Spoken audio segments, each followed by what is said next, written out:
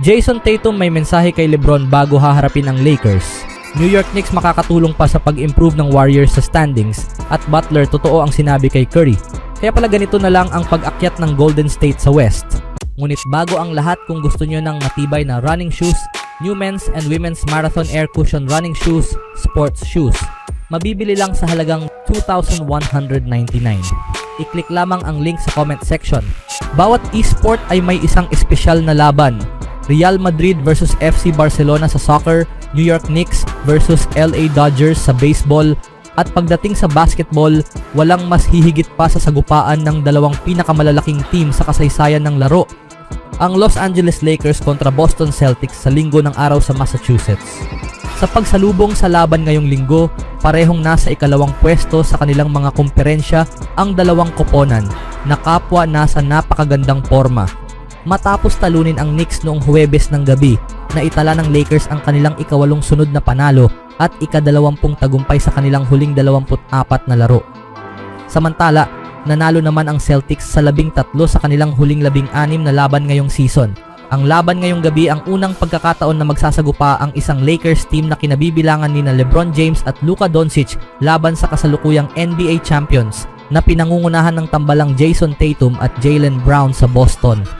Sa isang panayam bago ang laban, kinilala ni Tatum ang malaking inspirasyon na dala ng pakikipaglaban kay LeBron, lalo na sa kanyang pambihirang karera sa NBA. Kahit gaano natin pinag-uusapan si LeBron, marahil hindi pa rin natin siya napapahalagahan ng sapat.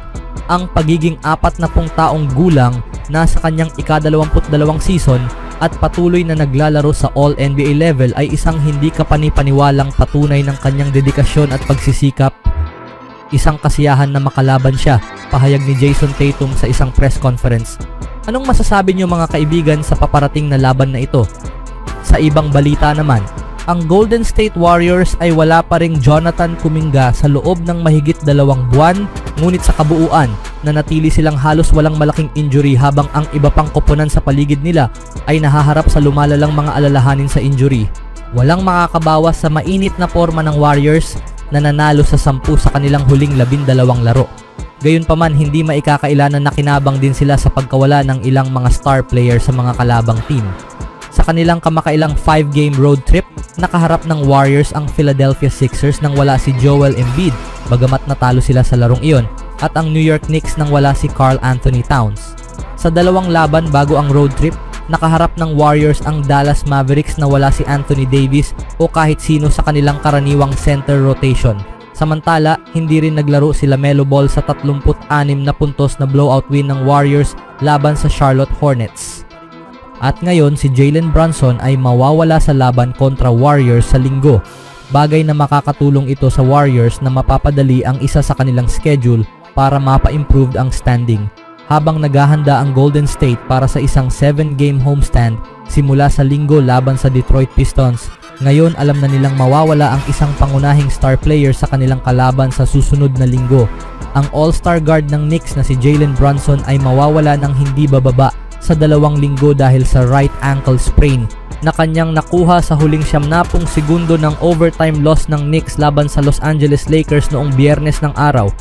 Ang Golden State ay nakatakdang harapin ang New York sa susunod na linggo, at habang malamang na maglalaro na si Karl Anthony Towns sa pagkakataong ito, ang pagkawala ni Brunson ay malaking suntok sa tsansa ng Knicks na makabawi mula sa kanilang pagkatalo sa Madison Square Garden noong Miyerkules.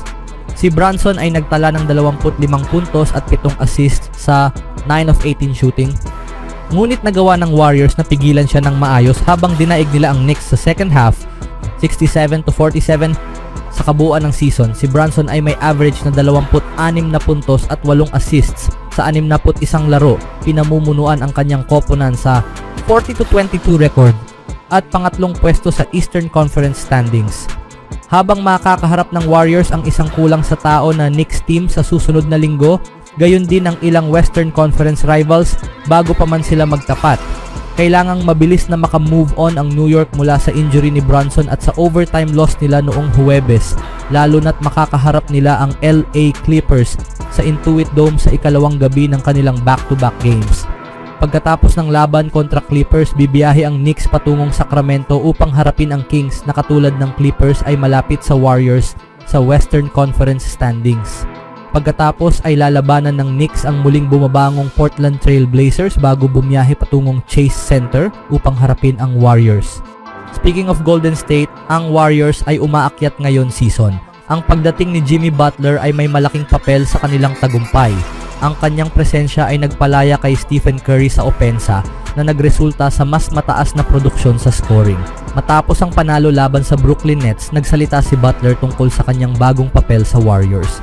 Matapos ang isang mahirap na simula sa NBA season, nagawa ng Golden State Warriors na baligtarin ang kanilang kapalaran.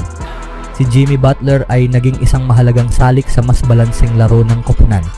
Ang kanyang kakayahang maglaro sa iba't ibang posisyon ay may malaking ambag sa kanilang tagumpay. Dahil kay Butler, lalo pang gumanda ang laro ni Stephen Curry na nagpakitang gilas sa kanyang 40 puntos na laro laban sa Brooklyn Nets. Matapos ang panalo, ibinahagi ni Jimmy Butler ang kanyang mga saloobin sa kanyang bagong papel at kung paano siya naka-adjust dito. Yeah, alam ng lahat sa mundo, lalo na sa liga na ito at sa koponang ito, na sobrang inaasikaso ng depensa si Curry. Kaya ang mahalaga ay gamitin natin ito sa ating advantage. Kapag nasa perimeter siya, kailangang maging handa ang kahit sino, kahit lahat. Dahil iyon ang pinakamahalaga, lagi kang mag-o-overreact sa kanya kapag nasa kanya ang bola, kahit pa wala siyang bola. Kaya kailangan nating matutunan kung ano ang gagawin kapag hindi napupunta sa kanya ang bola. Pahayag ni Jimmy Butler.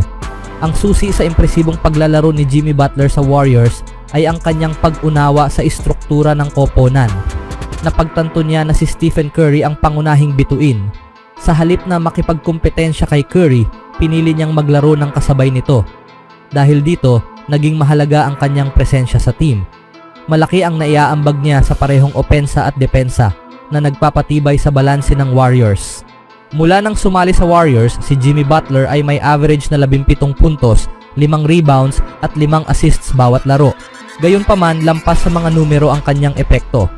Ang kanyang presensya ay nakakatulong upang mahanap ng koponan ang tamang balanse. Binibigyan niya si Draymond Green ng isang matibay na kasangga sa opensa. Kasabay nito, nagbibigay rin siya ng mahalagang suporta kay Stephen Curry. Ang kakayahan ni Butler na umambag sa parehong dulo ng court at maging isang leader ay naging susi sa tagumpay ng Warriors. Makakamit ba ng Golden State Warriors ang NBA Championship sa season na ito? Sa kabila ng pagpapakita ng mas mahusay na laro ng Golden State Warriors, hindi pa rin itinuturing ang koponan ni Steve Kerr bilang malinaw na paborito para sa NBA Championship.